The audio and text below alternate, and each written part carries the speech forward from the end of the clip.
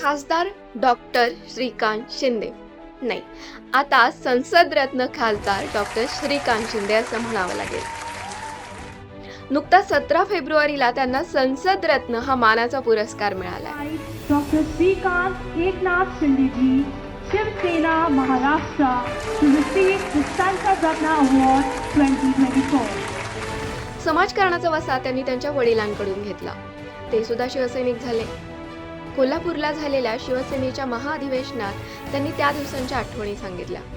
त्यांचे वडील जेव्हा शिवसैनिक होते त्या आठवणी सांगताना त्यांचे डोळे पाणावले. आमच्यासाठी कधी वेळ देणार, आमच्यासाठी कधी वेळ देणार, त्या प्रश्नाचं उत्तर जे आहे ते त्यांच्याकडे कधी नसायचं. आम्ही ठरवायचो कधी कधी आम्हाला जो आहे तो त्या ठिकाणी. शिवसैनिक होणं काही सोपं काम नाहीये. शिवसैनिक त्याच्या भागातल्या प्रत्येक कुटुंबाचा भाग असतो. सगळ्यांच्या सुखात दुःखात सहभागी होताना त्याला स्वतःच्या कुटुंबासाठी मात्र वेळ मिळत नाही. वागळे औद्योगिक वसाहतीतले कामगार नेते ते आता महाराष्ट्राचे मुख्यमंत्री होईपर्यंत गेली अनेक वर्षे एकनाथ शिंदेची पहिली प्रायोरिटी त्यांचं काम होतं, त्यांची जनता होती, त्यांचं शिवसेना नावाचं कुटुंब होतं. मी माझं कुटुंब फक्त शिवसेना एके शिवसेना मानत होतो. त्यांची 2 मुलं अपघातात गेल्यानंतर तर त्यांनी स्वतःला कामात झोकून दिलं. माझी 2 मुलं माझ्या डोळ्यासमोरून गेली. स्वतःच्या कुटुंबाला वेळ द्यायला त्यांना सुद्धा जमलं नाही. श्रीकांत डॉक्टर झाला पण मी त्याला वेळ देऊ शकलो नाही. पण श्रीकांत शिंदे त्यांना बघत होते. लहानपणापासून ते आपल्या वडिलांना काम करताना बघत होते, झोकून देऊन काम करताना बघत होते. आपल्या वडिलांचे एवढं व्यस्त वेळापत्रक बघून सुद्धा, सगळं माहिती असून सुद्धा त्यांना राजकारणात का जावंसं वाटलं असेल. तर त्यांच्या वडिलांच्या पावलावर पाऊल ठेवून श्रीकांत शिंदेंनी राजकारणात प्रवेश केला. कल्याण डोंबिवलीचे खासदार म्हणून 2 वेळा निवडून आले. त्यांच्या भागात त्यांनी अनेक इन्फ्रास्ट्रक्चर प्रोजेक्ट सुरू केले. त्यामुळे दुसरी टर्म संपता ते इन्फ्रामॅन म्हणून प्रसिद्ध झाले. एकनाथ शिंदे जेव्हा मुख्यमंत्री झाले ना, तेव्हा श्रीकांत शिंदेंना मुख्यमंत्र्यांचा मुलगा हे संबोधन मिळालं होतं.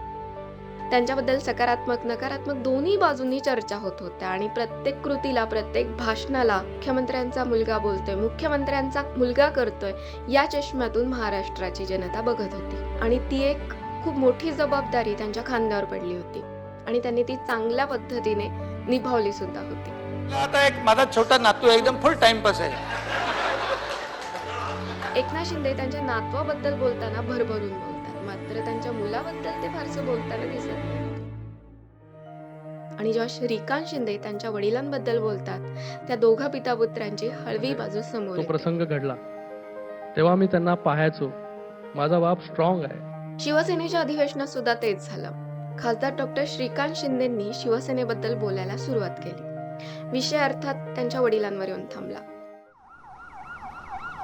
कोविडच्या काळातल्या गोष्टी निघाल्या आणि आपल्याला सगळ्यांनाच माहिती आहे की ती 1.5-2 वर्ष सगळ्यांसाठीच खूप अवघड होती. त्या दिवसांबद्दल एक सुद्धा आनंदाची, सुखाची आठवण नाहीये कुणाची. आपण सगळेच हतबल झालो होतो.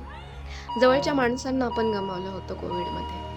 प्रत्येकाला त्याच्या कुटुंबाची काळजी वाटत होती आणि एकनाथ शिंदेंचं कुटुंब तर फार मोठं होतं.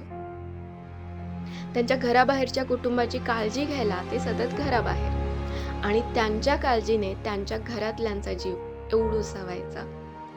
त्या दिवसांबद्दल खासदार श्रीकांत शिंदे बोलत होते. कोविडच्या वॉर्ड मध्ये पीपीई किट घालून जाण्याचं काम, आपला स्वतःचा जीव धोक्यामध्ये घालून जाण्याचं काम फक्त शिंदे साहेबांनी त्या ठिकाणी केलं. आणि मग एका क्षणी ते शब्दच फुटेना. अधिवेशनाच्या ठिकाणी समोर बसलेल्या सगळ्यांचे डोळे पाणावले, कारण त्यांनी आतापर्यंत हे श्रीकांत शिंदे कधीच बघितले नव्हते. त्यांनी मुख्यमंत्र्यांचा तो कणखर मुलगा पाहिला होता. भर संसदेत हनुमान चालीसा म्हणून दाखवणारे खासदार डॉक्टर श्रीकांत शिंदे पाहिले होते. हनुमान ज्ञान गुण सागर जय कपिसत जो लोक जागर रामदूत अतुलित बलधामा अंजनी पुत्र पाऊन सुतनामा. उद्धव ठाकरेंनी रुद्रांशला जेव्हा नगरसेवक म्हटलं तेव्हा त्यांना जाब विचारणारा कणखर बाप पाहिला होता. दसरा मेळाव्यात आपल्या वडिलांचं भाषण कुठल्या तरी कोपऱ्यात उभं राहून ऐकणारे शिवसैनिक खासदार श्रीकांत शिंदे पाहिले होते. पण त्यांची ही हळवी बाजू पहिल्यांदा समोर आली. मुख्यमंत्री एकनाथ शिंदेंना पण तेव्हा भरून आलं होतं. त्यांचं सुद्धा मन त्यावेळी भूतकाळात एक फेरफटका नक्की मारून आलेला असणार. पण अभिमान आहे माझ्या बापाचा. की ज्या बापानी जे आहे या सर्व शिवसैनिकांना जे आहे ते आपलं कुटुंब त्या ठिकाणी मांडलं, म्हणून आज साधारण शिवसैनिक जो आहे तो या महाराष्ट्राचा मुख्यमंत्री होऊ शकला. तो प्रसंग एखाद्या सिनेमातल्या इमोशनल सीन पेक्षा कमी नव्हता. असं वाटलं की अरे इथं आपल्यासारखे कुटुंब आहे, मुलगा त्याच्या बापाबद्दल काहीतरी इमोशनल बोलतोय आणि बाप ऐकताना हळवा होतोय. हे कुटुंब असंच आहे, एक खासदार मुलगा, त्याचे मुख्यमंत्री वडील, पण कुठल्याही पदाचं वलय दोघांनीही स्वतःवर चढू दिलं नाहीये. दोघे आजही इतके साधे सोपे आणि सरळ आहेत की कुणीही त्यांच्यासोबत जाऊन बोलू शकतं, स्वतःचे प्रॉब्लेम सांगू शकतं आणि ते दोघेही सेम स्टाईलने फापट पसारा न करता तातडीने प्रश्न सोडून सुद्धा टाकतात. बरं, त्यावरून आठवलं, त्यांच्या ठाण्याच्या अनेक कार्यक्रमात एक आजी येते जी खासदार शिंदे आणि मुख्यमंत्री शिंदे दोघांनाही प्रेमाने भेटते आणि एक टॉफी देते, चॉकलेट देते आणि त्यांच्या गप्पा सुरू होतात एकदम प्रेमाने. दूरचंच नात्यातलं कुणीतरी भेटावं तशी ती भेट असते. त्या आजीबद्दल तुम्हाला काही माहिती आहे का?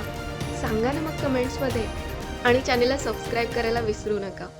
भेटूया पुढच्या भागात. Stay tune.